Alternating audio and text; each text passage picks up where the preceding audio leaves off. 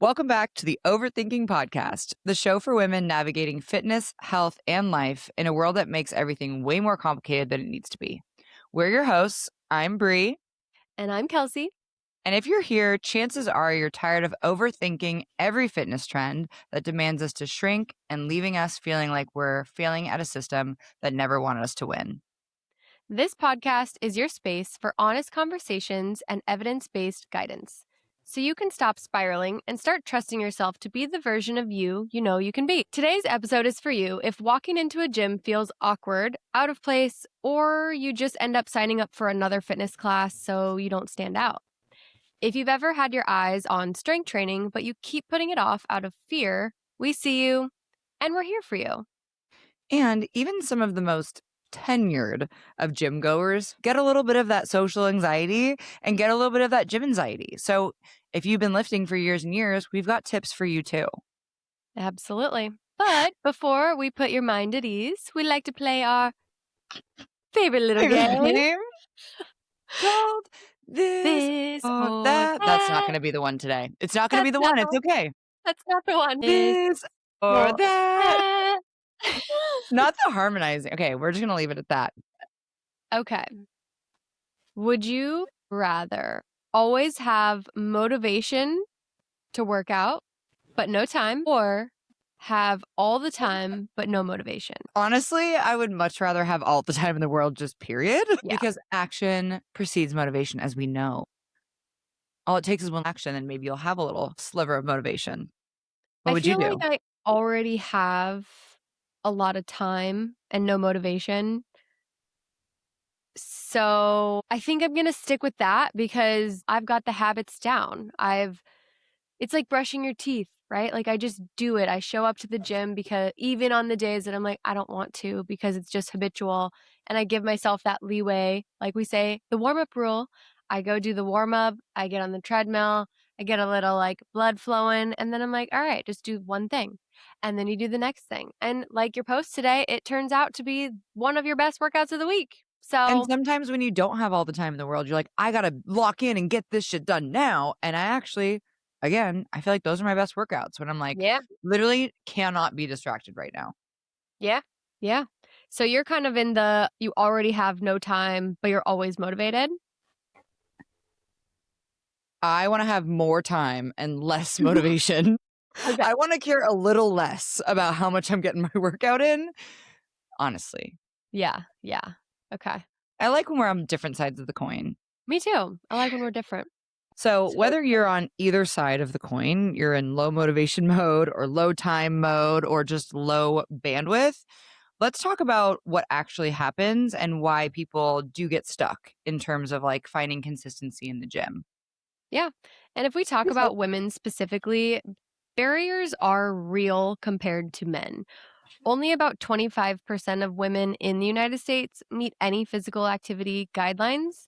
And that means a majority of women aren't moving enough for health, regardless of the wealth of knowledge and evidence to show how it impacts our longevity.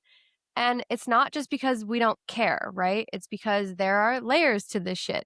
Yes. I can speak from my own experience when I first started getting started. Like, I was the girl, it was my freshman year of college. I had a roommate at the time who was into like the physique competitions. And I was like, oh, that's kind of interesting. Like, I don't really want to do the competition part, but like, maybe I'll go with her. Except she went into the weight section, like full on. I was like, I am not doing that. That's scary. So I was the girl that would just run around the track in the student rec center. And then I would hide in the corner and do abs. So like I've definitely had my own share of gym-timidation. And like you said in the beginning, like I still get intimidated if it's like a new gym and I'm traveling. I'm like, oh my God, there's so many people. Like, I totally have the social anxiety. So like we all start somewhere, and that was kind of my experience. And you just kind of like show up and do it. How did you do it? Like, can you walk me through your first kind of gym experience? Do you remember it?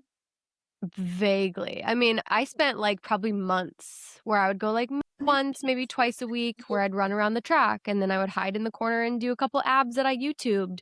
And then honestly, I did a lot of like home YouTubes. If anyone remembers, like any of our millennial girlies, remember the Tone It Up girls? And then there was like Even before that, like insanity. Oh, yeah. Dude, I exploded my Dell computer because I downloaded Insanity or whatever, the P90X. Like, I tried to download the P90X yoga, I love that. but, like, somewhere along the way, I just kind of, like, started to meet people in my classes. They were like, "Oh, I'm going to the gym later," and I would, like, go with them, and then I would, like, Mm. go on some of the machines. Like, it just gradually kind of, like, snowballed from there. Yeah, yeah. I mean, it's kind of cool because 'cause you're going through exactly what the 6 stages of behavior change are, right? There's the pre-contemplation where you're kind of, like, in denial. You're like, "No, I'm, like, totally healthy. I'm, like, probably fine." Yeah. And then there's contemplation where you're like, "Okay, like, maybe I'm not, so fine. Like, my roommate's doing a little working out. Should I be doing that?" And then you get into preparation phase where you're like, "Okay, I'm actually gonna, like, download a YouTube video. Like, I'm gonna, like, do this thing. Like, I'm gonna prepare myself. I'm gonna get, like, my gym shoes." And then you get into action. You Yep. went to the gym with her, you did the thing. You Then it d was all w maintenance. and then after that was maintenance, and then cycling when you reach an obstacle or you need to change the course. But I love that you started with kind of like those stages because I think a lot of us actually get stuck kind of in the preparation phase, right? We get so overwhelmed by how much there is that we could do. Should I do Yeah. Pilates? Should I do Orange Theory? Should I be a high rocks athlete? But Or then we how don't much really. we don't know. Yeah, exactly. Like sometimes the biggest barrier of getting to the gym is feeling awkward because you don't know how to use a machine. Right. And you and I, as health coaches and as people who are like champion the gym, we're like, that's the stage we want people in the most, right? Yeah. Is like, Yeah. wow, I didn't know how to use that machine, but then I figured it out and now I know how to do it and I can teach someone else. And that's actually kind of like where my story begins. Like there was never, like, a first day going into the gym, like, I was always going to the gym even as, like, a in middle school, I'd go to the gym with my dad, and we'd, like, do the elliptical for 30 minutes, and we'd do some free weights, and, like, I had never had any, like, gym-timidation. So there was never a time, like 13-year-old you, where you were like, "Oh god, there's a bunch of adults around me." Oh, yeah, we'll get into that, but even Okay. before all through my entire adolescence, through sports, going to the gym was not a big deal. It was Hmm. actually when I became a fitness coach is actually when I felt gym-timidation for the first time ever, Oh, and it was actually when I was at the peak of my fitness was when I felt the most gym-timidation. yeah. And it was when I was done competing in rowing for college and I was in CrossFit. I was competing in CrossFit. I was actually like on a national stage for CrossFit. But then my hormones and everything in my body was like starting to shut down. And I'm like, I don't actually know how to slow down. I Mm. don't know what taking it a notch back looks like. And luckily I had a coach at this time and I asked him, like, what should I do? And he gave me bodybuilding for the first time ever. I had been doing Metcons and CrossFit and high intensity stuff. So I was really used to heavy breathing and things feeling really hard, and if they weren't Yeah. hard, it probably wasn't effective. Right. And so the big turning point for me was when I started doing bodybuilding, I found it so boring.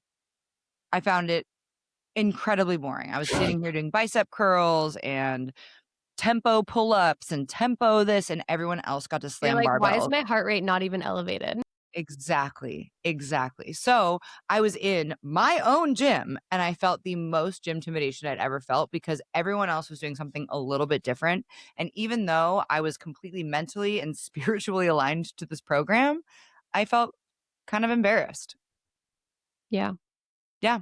I can relate to some of that in my current programming. Like, I have talked to you, I've been doing a little more, like, what I call, like, athletic movements, right? Where it's, Mhm. like, a lot of jumping. So, like, I'm in the middle of our gym, which is, like, primarily a bodybuilding gym, and I'm doing, like, broad jumps.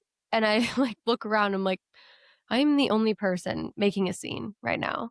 Yeah, yeah, and I will say that even at this stage, like, where we are probably the most confident right now, and I could walk into any gym, I think, and feel, like, decently okay. Yeah. But at that point, the other big piece of the reason why I felt like such an imposter was that if I was doing this hard training and was putting in effort, then other people might notice that if I don't look perfect the way I want to, at least she's working really hard. Right. But I found myself in the corner of the gym doing my bodybuilding when I was the most inflamed. I was the heaviest I'd ever been, and I Mhm. also was kind of the saddest I've ever been. And I think a lot of people also get stuck in finding their consistency and their routine because they don't look the part or they don't Mhm. think they look the part. Yeah. Where in actuality, we know that's not the case. So what I was going to say was like actually at this time, my whole body was shutting down and I was 197 pounds and I did not look anything like a fitness person, but I was actually the best coach at that time because I actually spiritually understood where my clients were talking about Sure. and actually had the most clients I'd ever had at that time. And, like, to that point, I think one of the biggest reasons and barriers that we feel averse to the gym is like conflicting messaging around appearance, right? Like women are constantly told like, "Oh, you just need to be skinny and toned." But on the other hand, they're like, "No, just build muscle and eat protein, but also not too much muscle." So it's just like this back and forth. Basically, no matter what you do or what you look like, it's never quite right. And that messes with your confidence before you even walk through the door. Right, and I will say this time in my fitness journey when I was, like, feeling the most out of place and was the heaviest I'd ever been, I was also the best coach that I had ever been because I truly understood the pain that we feel and that my clients were feeling when they didn't feel like they fit the appearance of a gym goer, Yep. and you don't need to look the part. That's the truth. You don't need to look a certain way to belong in the gym or for other people to actually look at you and be inspired by you. The gym is not reserved for professionals. It's actually quite the opposite. It is for you to find your own health and your own flow. And the gym is a space for anyone really looking for growth, inspiration, and acceptance, and honestly, community. Like, that's the biggest driver of consistency and accountability is building that community. And one of my biggest passions in life is showing women just how strong they really are. Like, you know you're already strong, or maybe you don't know it yet, but you are strong. You've proven that by getting yourself through everything that life has thrown at you. And the gym is just where you get to connect that strength physically to your mental and like everything you've persevered through. Yeah. And that's all and community is another big piece of why or how we can ease gym anxiety. If you have one friend, that anxiety goes down just a little bit because you're not completely alone.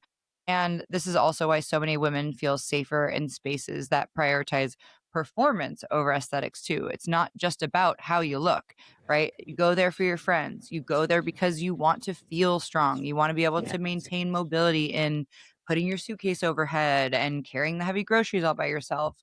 Those things really matter. And so when we put ourselves in an environment and around people that also align with that being the most important thing over aesthetics, even though we are neurobiologically hardwired to want to look desirable and feel and look a certain way, those are the things that actually move the needle. And when the goal is getting stronger, moving better, feeling capable, or even like performing for others, the gym becomes more a place of empowerment and like overcoming fear than pressure and succumbing to that fear.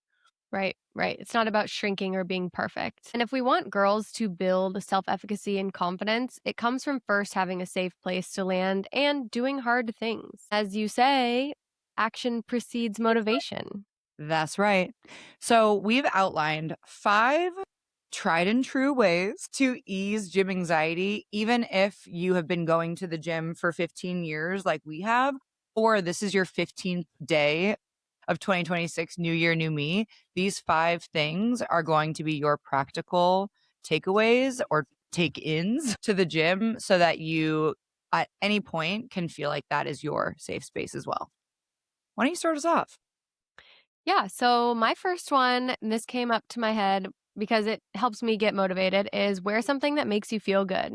Even if that's like oversized sweatpants, right? Like pump covers and baggy joggers are literally in right now. So if it's a matching set, cool. I love a matching set. Even if it's just black on black, that's my go to. I feel the most badass if it's black on black. Can I jump in? Yes. What are your favorite brands right now? I know you did like a whole shorts review in 2025. I know that was a hot topic, but Yeah, what are some of the I'm brands you're into? still loving my Athleta. Their Athleta Elation leggings specifically, they Ooh, fit the best, they're better than Lulu, they're, like, a little more compressive, like, lately I've been struggling with Lulu because they just, like, fall down around my waist all the time now, and I don't know if they're just getting worn out because I've had them for so long, but yeah, not my favorite. So Athleta is really winning for me right now. I also love CRZ, but I kinda have a problem with them slouching down too. I don't know. I'm open to suggestions. love it. Honestly, I have been feeling that way about Lulu too. The Align pants, like, unless you size down and like, I worked for Lululemon when the Align pants came out, and Yeah. they are just different now, but I'm really into Paragon. They have great Mm. colors. They have really, like, different materials, and then they are kind of like they have the scrunch butt, which I know you've been kind of trialing out. That was, like, a big thing. Some I think they might be seamless crotch though, which could be Yeah. a non-starter for you, but Paragon has these pants. I think it's called Reluna is the material, and it's like the Lululemon Align, but it is a Mm. little bit more compressive as well, and has that little, like, butt scrunch thing. Okay. Basically, wear what makes you feel like your hottest alter ego, even if you Yeah. have to channel her, and then be I just her. had to ask because so many clients have been asking me recently, like, "What's, like, the best sports bra? What's the best gym clothes?" And I feel like a Girl, when lot. you find it, let me know. Yeah. Yeah, and if anyone listening to this has some, like, tried and true, always hits Please brand, please, please put them in the comments because comment. Let us I'm ready know. to I used to have the same Lululemon pants from, like, 2015. I'm due for a re-up. Okay, so number 1, wear something that makes you feel good. Number 2, start with something simple. Walk on the treadmill, find a space to stretch, go get the lay of the land when you're actually doing something. And that also kind of lets your nervous system calm down a little. Walking into the gym is scary, like kind of for everyone because it's loud. There's a ton of stuff going on. There's a ton of people there. You got to like check in, and that's kind of awkward and weird too. And then you're just like by yourself. You're like, oh shit, where do I go now? And even again, as like a fitness person, when I'm like, shit, where should I go next? Like that's my scariest moment. Yeah, 'Cause you're like, "Oh, everyone's looking at me to see what I'm." No one's looking at you. But right. the other thing to start simple with is the warm-up rule, and the warm-up rule is if you are short on time, short on motivation, and short on confidence, go in and just do 5 minutes of the warm-up, and that truly will set you up for success for the whole workout. We have a whole episode on this, but the warm-up rule always hits. I wanted to add a little cliff note about the lay of the land because most gyms are methodical about how they lay out their floor plan.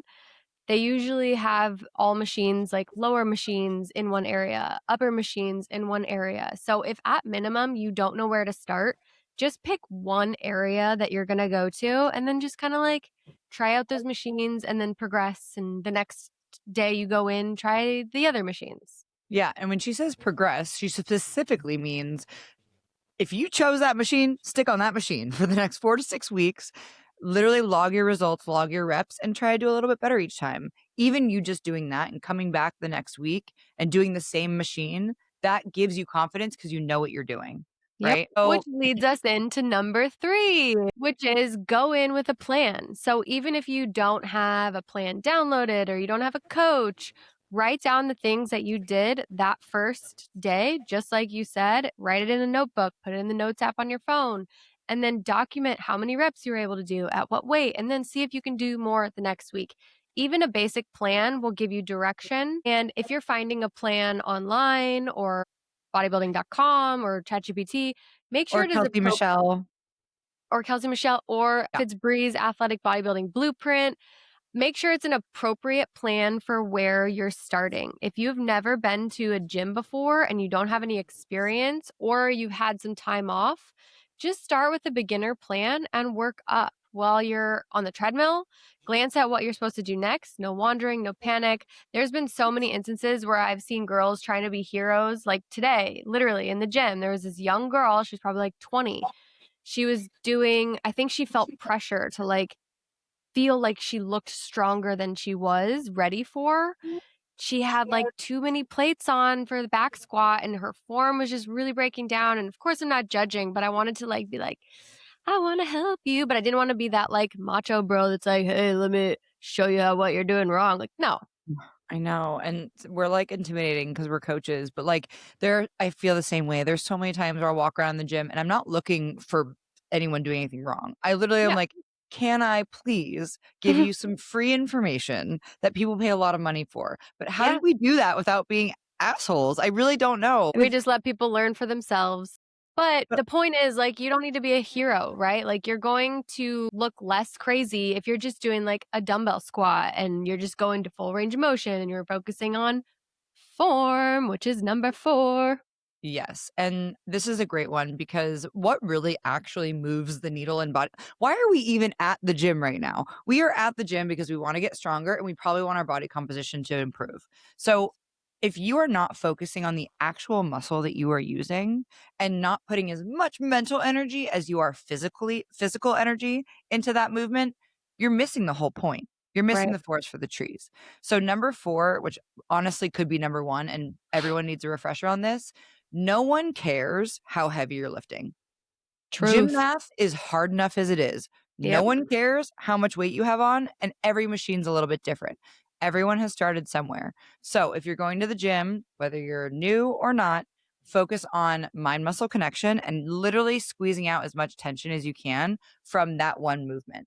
And Yep. especially when we're new, we want to be like, oh, I feel like I should do a bunch of things. If you go to the gym and just do one machine really well, you're probably actually going to get more out of that than just doing one set of every machine that you think you know how to do. And realistically, you're more likely to look like you don't know what you're doing if you are just bouncing around from one machine to the next, and spend time on one or two movements and get really confident with them. Yep. You're honestly wasting time if you're not being intentional with your exercises. And then in 2 years, you're gonna be like, my elbows hurt. Can I hire you as a coach? I don't know what to do. And we're like, could have My saved you knees hurt. that. I'm squatting in my hokas. I'm like, girl, take those shoes off. Exactly. And number 5, give it to us. Number 5 is everyone else is also focused on themselves. We humans are narcissistic creatures. That's just the fact of life, baby. And if you think you're worrying about how you appear, other people are also worrying about how they appear, or if they look strong enough, or if their hair looks good, or if their leggings are scrunched up, or if their underwear line is showing. I'm speaking from personal experience right now. And This chances are, if you're in the gym and you are intimidated, are you intimidated by one person or by just like the mass of people that's around? And I Yeah, like actually am curious about this because I don't know what it is. But if it is that one person, the whatever that one person is that for whatever reason you're intimidated by them, they are so intimidated by you. They are yeah. trying to look cool for you. And if someone's looking at you, maybe they're like, "Ooh, what's she doing? I wanna do that too." Yeah. Yeah. And then the bonus one, if you have not been "Give it to us, DJ Bree."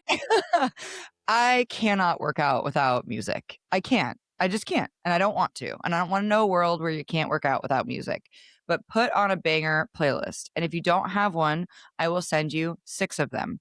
Step into your bad bitch persona even before you walk into the gym. Most days, I put in my AirPods in the car and walk into the gym with my pump up song on because I'm trying like, going out of the locker room for, like, a sporting event. You bust out of the locker room and you're, like, excited. I try to create that same excitement going into the gym, which kinda Yep, will offset and crowd out that intimidation factor. yep. So the big truth here is you won't achieve anything if you always live in the what if. What if I look Mm. dumb? What if I don't belong? What if someone judges me? What if someone tells me I'm doing something wrong? What if I Okay, drop something and it's super loud? What if I mess something up? guess what?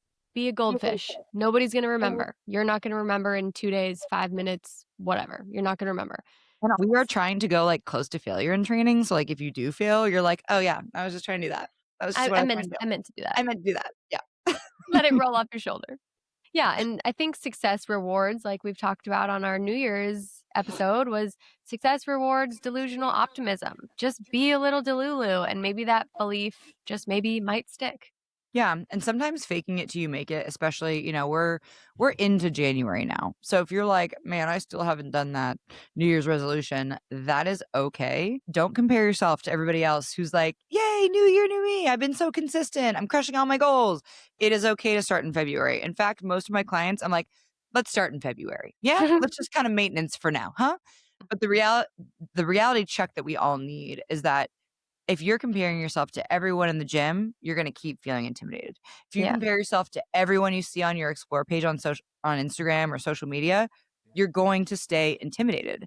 But if you compare yourself to the version of you and the identity that you're trying to step into by being this consistent and by doing your meal prep and by buying your new gym clothes, if you start stepping into that by stepping into the gym, no matter how silly and dumb you look, you're doing the damn thing. Yeah. Yeah. And if you think to yourself, like, wow, I'm seeing all these like Instafluencers, they're such gym people. That could never be me. Why? Why not? Those Yeah. people were once beginners too, and they were nervous once. You can spend time admiring their progress and everything that they're posting, or you can jump in and start investing in your journey too. What's Yeah. the difference? For people who like have gym intimidation for coming back. Like, say you've been out of the gym for a while, or like you've been out of your CrossFit class routine, and they're like, "Where you been?" And you don't come back because you're nervous that everyone's gonna think you gained weight.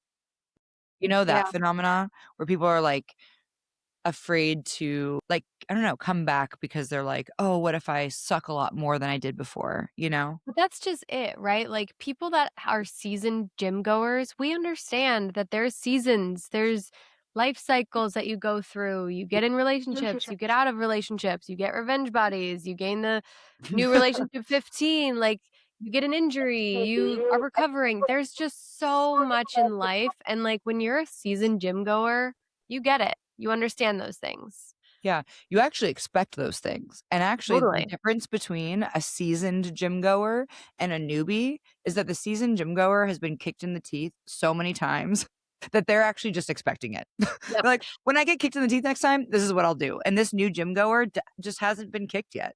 Something that I was thinking about today as I was, like, going through all my warm-ups that are, like, my shoulder rehab recovery, I'm like I watch these girls, like, walk into the gym in their cutesy little outfits, they're, like, 19, 20, and I'm like they just go straight to the bar and start squatting, I'm like, "Girl, wait. Not even a leg swing? Not even a Girl, single cat-cow? wait. Wait till your body feels like 35." And really, like, I can't hammer enough. Like, the times I go to the gym and I just lay around on the turf and roll out, quote unquote, roll out for a bit. Roll Sometimes out. you also just need that 10 minutes of just like existing in the gym and away from whatever the fuck you were doing before that. And Yeah, that's also okay. The most seasoned gym goers, they see you flopping around on the ground like a fish because you don't one know what to do, but you're actually just rolling out. That's also okay too. yeah. So if the gym feel I wanna talk about something really quick, which is and I've had clients say this to me before, like, "Oh, this guy came up to me and tried to correct my form. Mm. I don't know what to tell him." And it's happened to me too, where, like, guys are like, "Oh, you should try it like this." And I'm like, "Oh, alright, well, I'm doing it like this for now, so." And even as a trainer, guys will say this to me. So if, like, guys or anyone comes up to you and wants to give you form advice or say you're not doing something right or you're going to hurt yourself, while it might be well meaning, you can just tell them, like, oh, thanks. I have a coach who's helping me. No problem. And then they usually walk away. What would Yeah. you tell them? I'd be a little more petty. Okay, Ooh, let's hear so it. originally I couldn't think of it one, but I can now, and it actually was at Compound, the gym that Kelsey goes to, and I was That's doing where someone said something to me too. yeah, I was doing leg press, like, close and narrow and then low because I was Hmm. really trying to bias my quads, and one thing, whether you're a newbie or not, a lot of these machines, you can kind of adjust your they're designed for you to be in, like, the most optimal position, but some of them, you can kind of change the resistance profile to bias different things. So on a leg press, the platform is massive, right? So you can have your feet high and wide and low and narrow. So my feet were low and narrow because I was doing a more quad biased variation of this lift. And the guy and my heels were coming off a little bit, but that was okay for me because That's I how I knew, do leg press sometimes. yeah, I knew my heels were coming up, but I knew it was okay. And Yeah. he was like, "Oh, if you just move your feet up a little bit, you can get your heels down." I wasn't trying, I was like, "I'm not doing that variation." And Yeah. I just put my AirPod back in. You're like, "I'm actually trying to train my knees to be able to go far over my toes, Yeah. thanks." Yeah, and you know what? He didn't even deserve that many words. I said, "I'm doing this variation. Thank you." And put my Thank AirPod back in. I think that if you have both headphones in at the gym, especially over the ear ones, that is like a red sign of do not talk to me. Yeah, If you are someone who maybe does want coaching advice, let's flip this on its head. If someone came up to me and was like, "Hey, you look like you know what you're doing. Can you teach me how to use this?" I would I would love foam that. at the mouth. I would love that. I would stop my entire workout and literally take my shoes off and be like, "Yep, it's your workout now. Yeah. Let's do this." That actually happened to me today while I was coaching. It was, like, right before my client was ready, and this girl came up to me. She was like, "Okay, can" she, like, showed me her, like, reel on her phone. She was like, "Can you, like, show me where, like, this thing is?" And it was just, like, the lat Oh, pull down. She's like, "I haven't been in the gym in a while." And I was like, "Oh, yeah, it's just, like, right here." And she, like, went over. She's like, "Okay, thanks," and, like, kinda went at it on her own. But then, like, that opened the door for her to come back, and she was like, "I think I'm doing it wrong, like, yep. is should I use a different handle?" And I was like, "Oh, yeah, no problem." Like, "Oh, this one's missing, like, let's use this one," and I, like, showed her, and she's like, "Oh, that's so much better." And then, like, she showed me the next exercise, and I was like, "Oh, yeah, then we go here, here, here," and then she had a lay of the land. Wow. Yeah, I'm so so jealous you got to have that experience today. dude, today it was, like, awesome. In my gym, there was, like, 3 girls, 3 instances where, like, girls were, like, hyping up other girls. This one girl was like, "Girl, your calves look amazing." She was doing these, like, heavy reverse lunges with a barbell, and this girl from, like, across the gym, she's like, "Your calves look sick." Okay, this it needs to be the way of fitness. If Yeah. any every fitness woman listening to this, I challenge you to go hype somebody up. Like Yeah. it gives me so much joy to see people learn something new and to be able to help them out. So if you're Yeah. brand new and you're listening to this and you are intimidated or you've been doing fitness a long time and you have been out of the gym for a while and you're feeling a little bit green, please ask a friend, like a friendly faced coach. Any coach, truly, they Yep. should be excited to help you out. And if the gym feels intimidating, just know that you're not alone. Even we feel it too. We don't make these episodes because we want to single people out. We make these episodes because these are common problems that we see and hear from new clients, even senior clients alike. So starting new things can be intimidating, but being in our own head is way, way worse. Yep. And confidence isn't something that you wait for, it's something you build rep by rep and visit by visit. You belong even if you're scared, and especially if you're scared.